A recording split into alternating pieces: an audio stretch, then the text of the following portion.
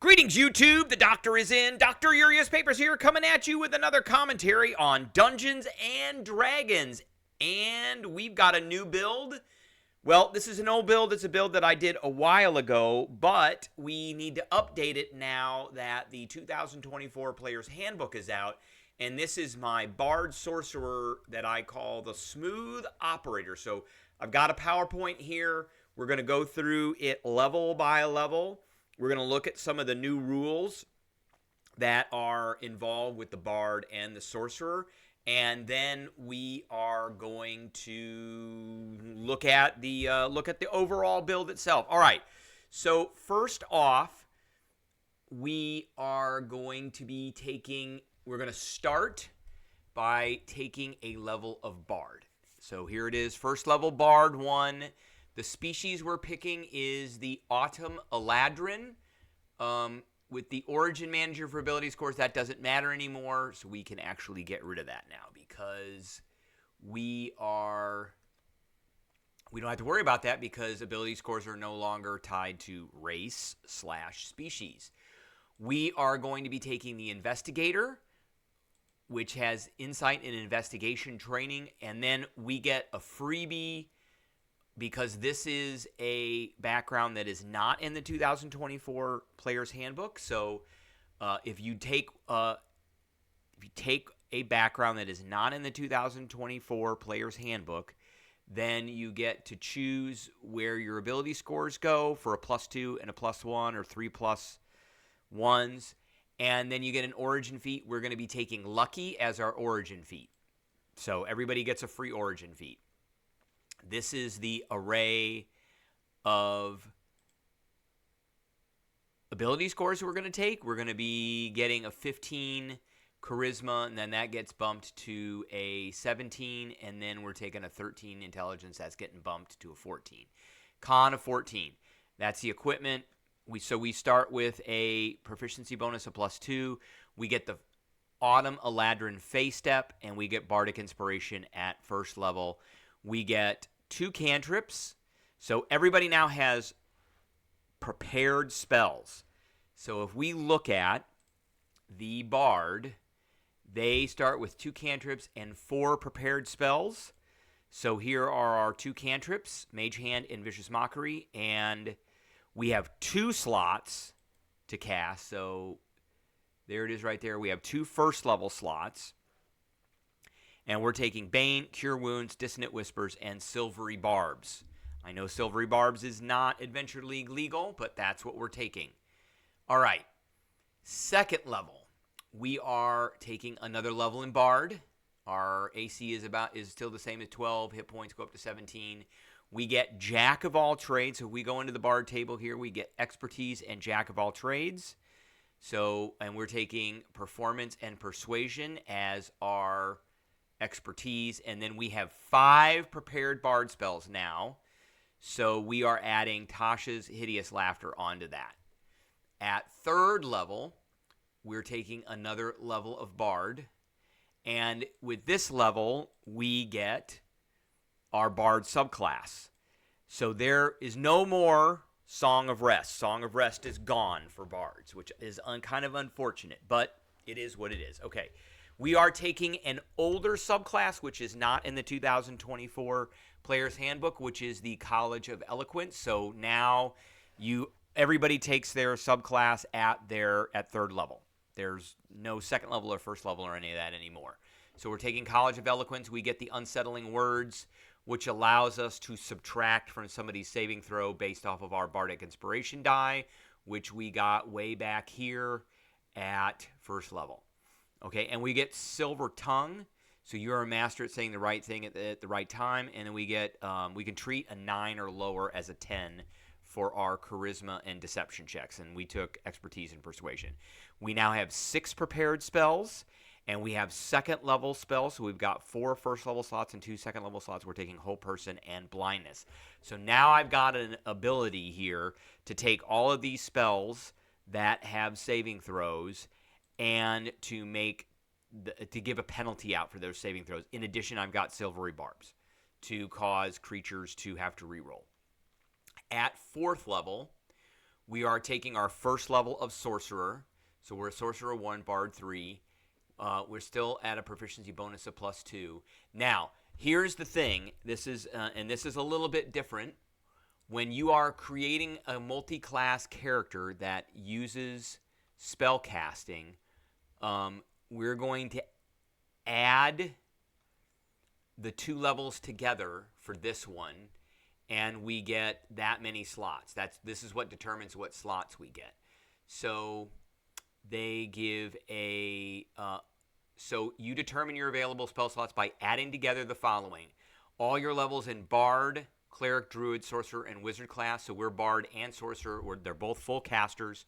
So at this point it's 4. So we've got 4 first level slots and 3 second level slots. Now, another important thing is, and this is a little bit different than the 2014 rules, is this section here on spells prepared. So you determine what spells you can prepare for each individual class individually, as if you were a single classed member of that class. If you are a 4th level ranger and a 3rd level sorcerer, for example, you would prepare 5 first level ranger spells, and you could prepare 6 sorcerer spells of level 1 or level 2.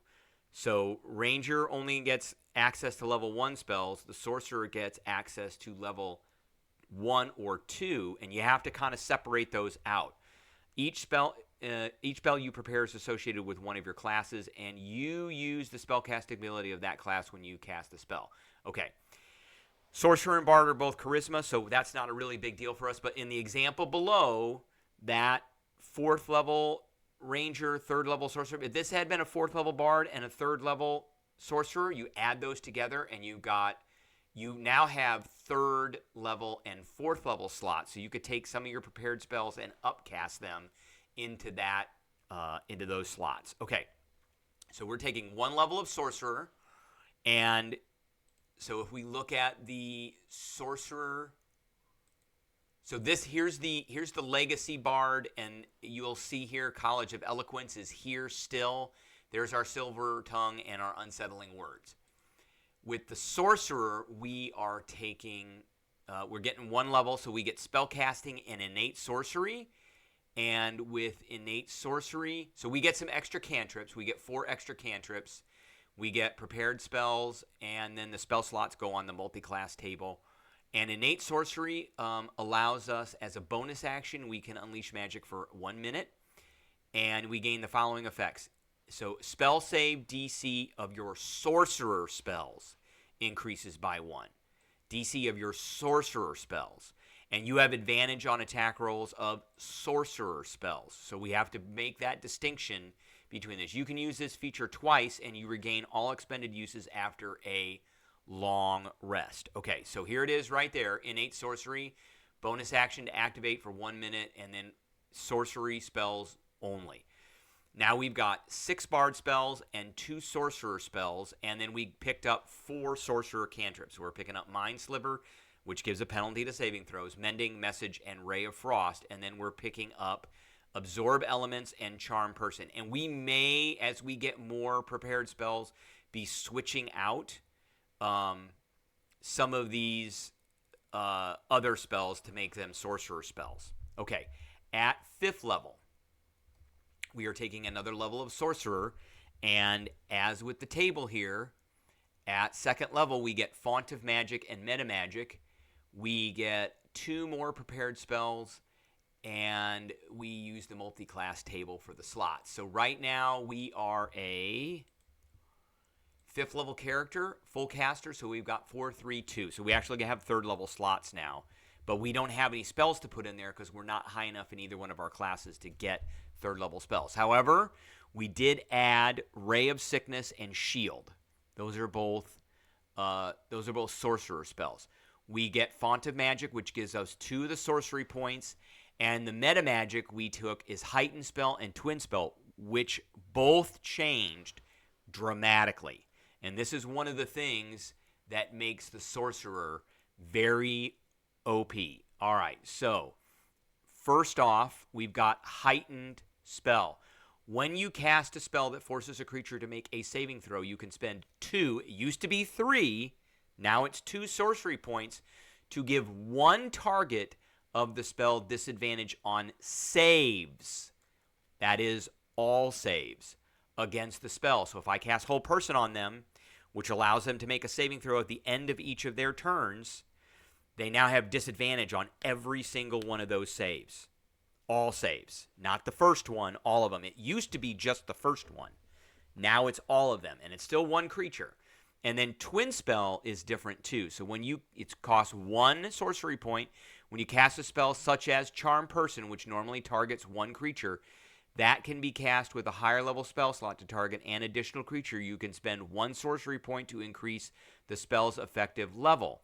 So if we were to do this with Charm Person, using, like say we're using a first level slot and we cast it with the Twin Spell, we add a level to it. That means we get to target an additional creature, so 2 creatures. Okay, so we took Ray of Sickness and Shield. However, one thing that is very important to point out, Metamagic, because your magic flows within, you can alter your spells. It doesn't say sorcerer spells, it just says spells. To suit your needs, you gain 2 Metamagic options of your choice for the Metamagic options later in this class's description. You use the chosen options to temporarily modify spells you cast. Okay? Not sorcerer spells, spells. To use an option, you would spend a number of sorcery points at a cost. You can only use 1 Metamagic option on a spell when you cast it unless otherwise noted. Whenever you gain a sorcerer level, you can replace one of your Metamagic options with one you don't know, gain 2 or more options at 10 or 17. And if we go down here to heighten spell, the word sorcerer does not appear in here. So we could heighten our bard spells. That is my interpretation and reading of that, is that we can heighten our bard spells. So you could heighten that Whole Person, you could heighten that blindness, deafness, you could heighten that Charm Person, and it's going to do a whole lot. All right, so now we are going to 6th level, and we are going to take another level of Sorcerer, and we get our Sorcerer subclass. So we're Sorcerer 3, Bard 3 now. We're up to a +3 proficiency bonus. We got another sorcery point, and we're taking Wild Magic, Tides of Chaos. That's what we get as our subclass right now. And Wild Magic is in the 2024. It didn't really change. So there's a few things that changed. So your spellcasting can unleash surges of untamed magic. Once per turn, you can roll a d20 immediately after you cast a spell. So you don't have to. It says you can. If you roll a 20, roll on the Wild Magic table to create a magical effect. If the magical effect is a spell, it is too wild to be affected by your Metamagic, so you can't do that. And we get Tides of Chaos, so you can manipulate chaos itself to give yourself advantage on 1 d20 test before you roll. So that's any d20 test before you roll the 20. Once you do so, you must cast a sorcerer spell. Or once you do so, you must cast a sorcerer spell with a spell slot or finish a long rest before you can use this feature again. So I can keep using this. So I could use this and then cast a spell using a spell slot, and I get it back. So if you do cast a sorcerer spell with a spell slot before you finish a long rest, you automatically roll on the Wild Surge table. So that is pretty good. Advantage on a d20. And then we can, cast a spell and get it back, which is pretty cool. And that's going to happen a lot. Okay, so we get Tides of Chaos. We're at 6 spells now. We're adding Earthen Grasp, Web, and Suggestion. And there you go. Okay, and we added Suggestion as a Bard spell. I think we added that one. No. Okay. So we go to Sorcerer. We go to 7th level. We're Sorcerer 3, and we're adding a level of Bard, which we get an attribute increase, and we're adding 2 to our Charisma, which gives us a Charisma of 19. We've now got 7 Bard spells prepared and 6 Sorcerer spells prepared. We get an extra cantrip for the Bard, so we're going to take Minor Illusion. And we have 3rd and 4th level slots now because we're a 7th level character. If we look back at that multi-classing table, where did the there? And we keep losing it here. Here it is. So we got 4 first, 3 second, 3 third, and 1 fourth. So we could cast spells at a higher level. We just can't take any third or fourth level spells at this point. Okay, 8th level, we're taking another level of Bard, so we're a Sorcerer 3, Bard 5. Our Bardic Inspiration die goes to D8, and we get Font of Inspiration. So let's take a look at that. Font of Inspiration here at level 5, which is a biggie. And we have 9 prepared spells, and we can finally get third level spells. So Font of Inspiration is a big one. And you now regain all expended uses of Bardic Inspiration when you finish a short or long rest. In addition, you can expend a spell slot to regain 1 expended use of Bardic Inspiration. That makes it very versatile. So, again, we took Minor Illusion, and we're taking Fear and Hypnotic Pattern as our extra Bard prepared spells. So we can Metamagic those. We just can't use... where is it here? We just can't use the innate sorcery on those. We can only use the innate sorcery on our sorcerer spells, like blindness, deafness, or earthen grasp, or web. Okay, at 9th level, we're taking, I think we're done with Bard, and we're getting Sorcerer 4. So that's a 4th level, which means we get a feat or an attribute increase. We're taking Fey Touched Charisma. Fey Touched is not in the 2024. It is in, I think it's in Tasha's. Let's go here. Fey Touch. Just type in Fey. Fey Touched. Oh, it is. It is in the PHB. Okay, so we're taking that one. We get an ability score, and we get to choose one level 1 spell from the Divination or Enchantment School. We are choosing Bane. We're choosing Bane, and then we also get Misty Step. So we have an extra Misty Step because we got a Misty Step with the Eladrin. We get one from this, and then we've got this Bane, and we've got an extra use, essentially an extra use of Bane. Because the whole point of this character is to give penalties to saving throws. So in addition, we go to, we've got 7 sorcerer spells. We're going to take Shape Water. Oh, I'm sorry, here we go. Okay, yes. So we're going to take Shape Water as our extra cantrip. We're going to take Vortex Warp. I love that spell. And then we get a 5th level slot because we're essentially 9th level, and we've got a +4 proficiency bonus. Okay, at 10th level, another level of Sorcerer, so Sorcerer 5. We've got 5 sorcery points. We get Sorceress Restoration. So what does Sorceress Restoration do? Let's go back up to the class features here. Sorceress Restoration. When you finish a short rest, you regain expended sorcery points, but no more than a number equal to half your sorcerer level. So right now we are a 5th level sorcerer, so we can gain 2. On a short rest. Once you use this feature, you cannot do so again until you finish a long rest. So like one short rest, we can gain some sorcery points, which is pretty cool. You can also gain sorcery points by burning spell slots too. Or you can burn sorcery points to get spell slots. Either way, that works. Okay, so we're taking the Sorcerer's Restoration. We're up to 9 sorcerer spells. We're going to take Counterspell and Slow. And I think we got an extra 5th level slot. And you can always go back to this table here that'll tell you we are essentially, I think it's a 10th level character. We're 10th level characters. We're 4 first level, 3, 3, 3, and 2. Okay. At 11th level,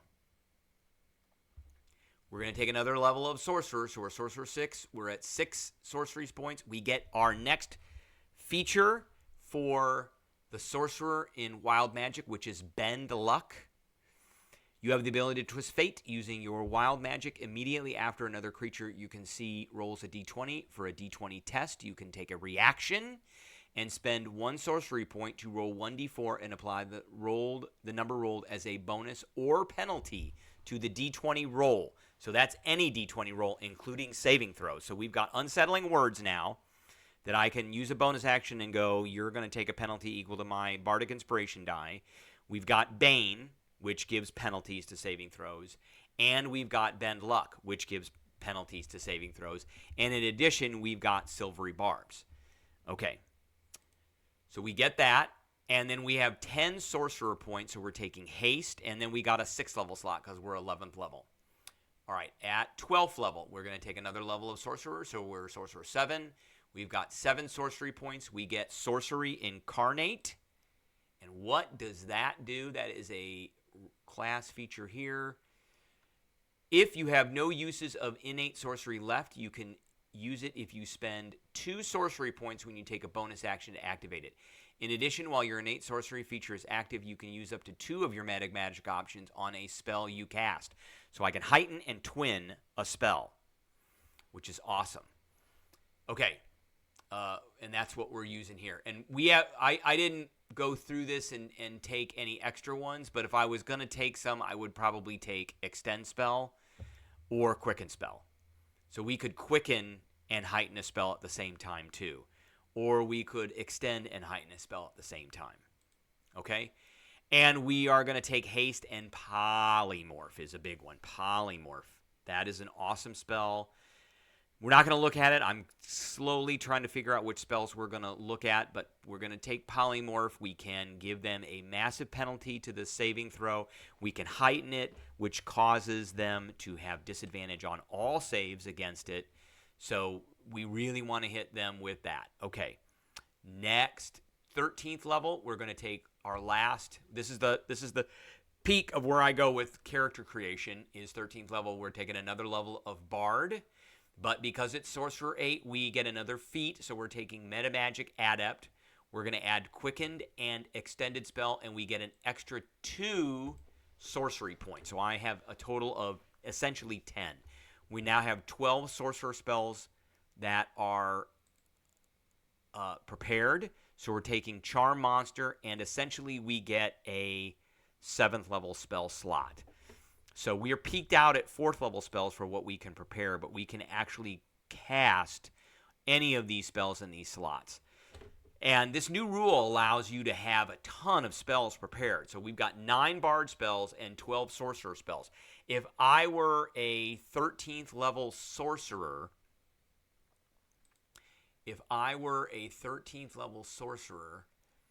I would have 17 slots. So I actually have more by multi-classing, which is pretty cool.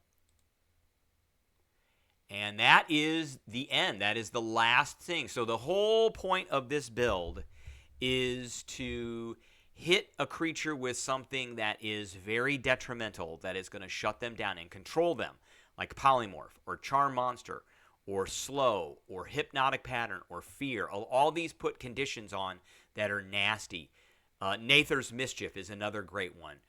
Web, Earth and Grass, Whole Person. These are a lot of spells that are A to S tier spells that will shut combats off. You know, if they're held, they're paralyzed. They're not going anywhere. Crit hit, still apply, all that stuff. And you hit them with the spell, and you ensure that they fail their saving throw, because you don't want to waste these. So we'd hit them. We'd go Bardic Inspiration, Unsettling Words, give them a penalty to their next saving throw, and then we would hit them with a heightened Hold Person and use our reaction to hit them with Bend Luck. And if they didn't already have Bane on them, then maybe Bane kicks in too. So all kinds of penalties that can be applied to this. All right, that is what I got for everybody today. I appreciate everybody tuning in, and I will catch everybody later.